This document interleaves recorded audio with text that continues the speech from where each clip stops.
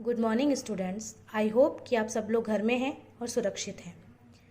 Lockdown के दौरान जितनी भी आपकी स्टडी को लेकर डिस्टरबेंस आया है उसके लिए कैरियर विस अकेडमी बचपन स्कूल आपके लिए कुछ ऑनलाइन क्लासेस और पीडीएफ नोट्स के रूप में अवेलेबल करवा रही है ताकि आपकी स्टडी कंटिन्यू हो सके और आपको कोई प्रॉब्लम नहीं हो। इस बार आपकी जो बुक्स हैं वो सारी चेंज हो गई हैं, एनसीईआरटीज़ की बुक लगा दी गई हैं, तो आपका कोर्स भी लगभग चेंज हो गया है। तो अगर मैं बात करूँ क्लास 6 की, तो क्लास 6 के अंदर एक नया सब्जेक्ट जुड़ गया है संस्कृत। आपने Hindi, English, math, social science और साइंस पढ़े हैं, लेकिन संस्कृत आपके लिए नया सब्जेक्ट है। लेकिन सबसे अच्छी बात ये कि संस्कृत लैंग्वेज सब्जेक्ट है, जैसे हिंदी और इंग्लिश है, बिल्कुल वैसा ही सब्जेक्ट है। तो सबसे पहले आप देखिए कि जो आपका सिलेबस है संस्कृत का वो है, टोटल चैप्टर है आपके 16 और कुछ व्याकरण पोर्शन है। यूनिट फर्स्ट में अगर आपका कोर्स देखा जाए तो मैं दूंगी आपको चैप्टर फर्स्ट, सेकेंड और थर्ड, और व्याकरण में रहेगा वर्ण विच्छेद, उच्चारण स्थान, विलोम शब्द और प्रायवत शब्द। धीरे धीरे हम इन सबको करेंगे ताकि आपका फर्स्ट यूनिट जो है वो बहुत अच्छे से जाए। सबसे पहले हम लेते हैं व्याकरण का टॉपिक, वर्ण विच्छेद या वर्ण विचार। ठीक है, तो सबसे पहले वर्ण क्या होते हैं, यानी कि क, अ, ख, च, ये मैं जितने भी बोल रही हूँ ये सारे क्या कहलाते हैं, वर्ण कहलाते हैं। बिल्कुल जैसे हम हिंदी में पढ़ते हैं वैसे ही संस्कृत में भी पढ़ेंगे। तो सबसे पहले आती है वर्णमाला, यानी कि वर्णों से मिलकर जो बनी होती है उसे हम क्या कहते हैं, वर्णमाला। आप सबने हिंदी में पढ़ा होगा कि वर्णमाला के अंतर्गत दो तरह के वर्ण आते हैं, स्वर वर्ण और व्यंजन वर्ण आते हैं। इनको इंग्लिश में वॉवेल्स और इनको कॉन्सोनेंट कहा जाता है। वैसे ही संस्कृत में स्वर को अच कहा जाता है और व्यंजन को हल कहा जाता है। वापस बोल रही हूँ, संस्कृत में स्वर को अच कहा जाता है और व्यंजन को हल कहा जाता है। अब इनकी संख्या की बात करूं तो संस्कृत में टोटल जो स्वर या अच कितने होते हैं, 13, और व्यंजन कितने होते हैं, 33। तो स्वर कौन कौन से होते हैं, अ, आ, ई, उ और री, ए, ऐ, ओ, औ, बड़ी री और री। ये नया शब्द है, इसको हम बाद में पढ़ेंगे।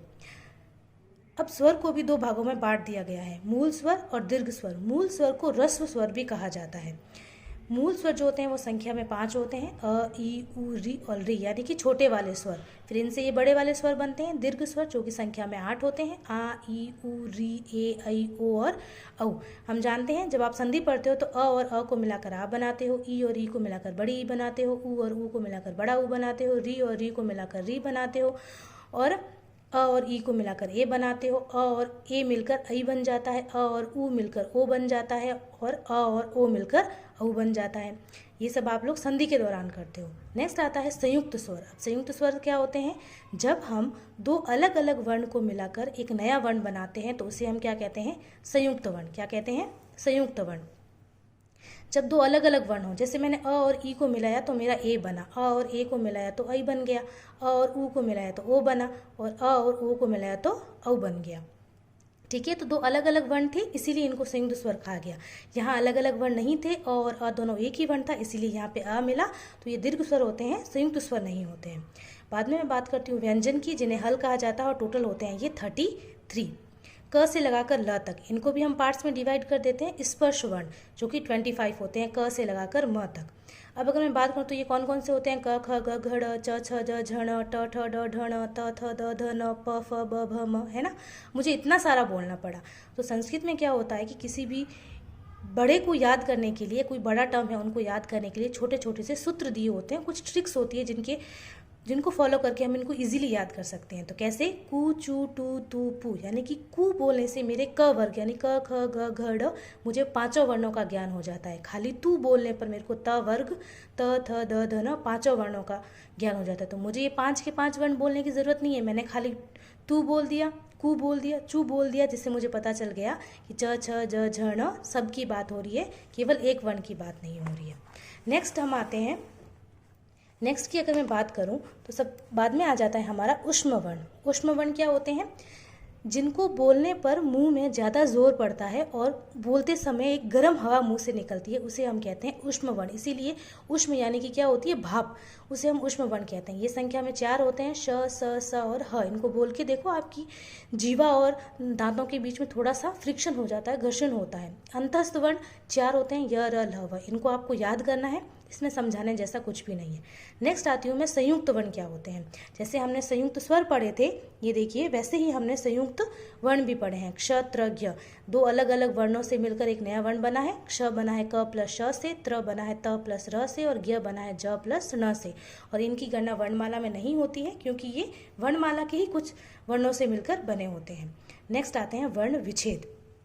अब अगर वर्ण विच्छेद की मैं बात करूं तो वर्ण विच्छेद से स्पष्ट हो रहा है कि हम किसी चीज़ को अलग अलग करने की बात कर रहे हैं। हम जानते हैं कि स्वर हमेशा अकेले रहते हैं, इनको किसी की सहायता की ज़रूरत नहीं होती है, ये मात्राएं होती है और हमेशा अकेली रहती है, ये आप सबको पता है। लेकिन व्यंजन हमेशा स्वर की सहायता से ही लिखे या बोले जाते हैं। व्यंजन बिना स्वर के नहीं लिखे जाते हैं, क्योंकि अगर मैं व्यंजन को बिना स्वर के लिखूंगी तो वो स्वर आधा माना जाता है। ये हलंत वाला क क्या है, आधा है। हलंत जब किसी वर्ण के नीचे लगाया जाता है इसका मतलब वो क्या है, आधा है। ये हलंत का चिन्ह होता है। देखिए जैसे क प्लस अ मिलकर पूरा क बनता है, और जब तक इसमें कोई स्वर नहीं मिलेगा क क्या रहेगा, आधा रहेगा। वैसे ही देखिए ग प्लस ई है, जैसे घी बना है ना, तो स्वर हमेशा अकेले होते हैं और वर्ण अकेले वर्ण होते हैं और ये हमेशा मात्रा के रूप में लगते हैं, और व्यंजन जो है वो हमेशा स्वरों की सहायता से बोले जाते हैं। अब अगर मैं किसी शब्द में व्यंजन और स्वर को अलग अलग करके लिखूं तो वो मेरा क्या कहलाता है, वर्ण विच्छेद। जैसे देखिए, जैसे मैं आपको बता रही हूँ, ये देखिए, जैसे मैंने बोला रामः, तो मैंने क्या बोला, र प्लस आ प्लस म प्लस अ, पूरा क्या बन गया, रामः, पूरा बना। नयन, न प्लस अ प्लस य प्लस अ प्लस न प्लस अ, क्या बन गया, नयन। देखो न में अ है, यहाँ पे भी अ है, यहाँ पे भी है, सबको अलग कर लिया, स्वर और व्यंजन को अलग कर लिया, तो क्या बन गया, पूरा वर्ण विच्छेद। वैसे ही देखो यहाँ पे एक और उदाहरण लेते हैं, कुकुरऊ। जैसे कु, तो क प्लस उ, यहाँ क आधा है, इसमें अ नहीं है तो हमने खाली क लिखा, आधा क लिख दिया हलंत लगा के, फिर क के साथ में उ की मात्रा लगाई तो वापस बन गया कु, और र के ऊपर ओ की मात्रा लगाई तो क्या बन गया, कुकुरऊ। अलग अलग कर दिया, इसे कहते हैं वर्ण विच्छेद। नेक्स्ट टॉपिक आता है वर्ण संयोजन क्या होता है, उसका उल्टा कर दीजिए। जब हम अलग अलग हुए स्वर और व्यंजन को मिलाकर एक शब्द पूरा रूप बना लेते हैं शब्द का, तो वो क्या बनाता है, वर्ण संयोजन। जैसे स प्लस ओ प्लस च प्लस ई प्लस क प्लस अ, देखो स के ऊपर ओ की मात्रा लगाई क्या बन गया, सौ, च के ऊपर ई की मात्रा लगाई क्या बन गया, ई, और क के ऊपर अ की मात्रा लगाई क्या बन गया, कह, तो क्या बन गया, शौची कह। जैसे ध प्लस आ प्लस व प्लस अ प्लस त प्लस अ, क्या बन गया, धावतः। वैसे आपको वर्ण संयोजन करना है। अभी अभ्यास के लिए मैं कुछ आपको ये दे रही हूँ ताकि आप लोग अभ्यास करें और इनको सीखें कि वर्ण विच्छेद और वर्ण संयोजन कैसे होते हैं। ये जब आप PDF डाउनलोड करोगे तो उसके अंदर है और आप इनको प्रैक्टिस कर सकते हो।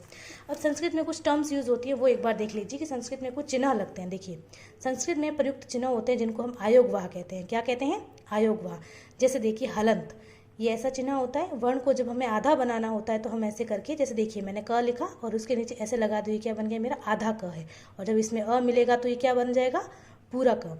आधा बनाने के लिए विसर्ग, ये दो जो बिंदु होते हैं पीछे, ये हमेशा विसर्ग कहलाते हैं। और अनुस्वार आप सबको पता है, जब किसी वर्ण के ऊपर बिंदी लग जाती है तो उसे हम क्या कहते हैं, अनुस्वार। तो आज के लिए इतना ही, कल फिर हम एक नया टॉपिक लेंगे और आप इनकी प्रैक्टिस कीजिए, आपको सब याद हो जाएगा। Thank you.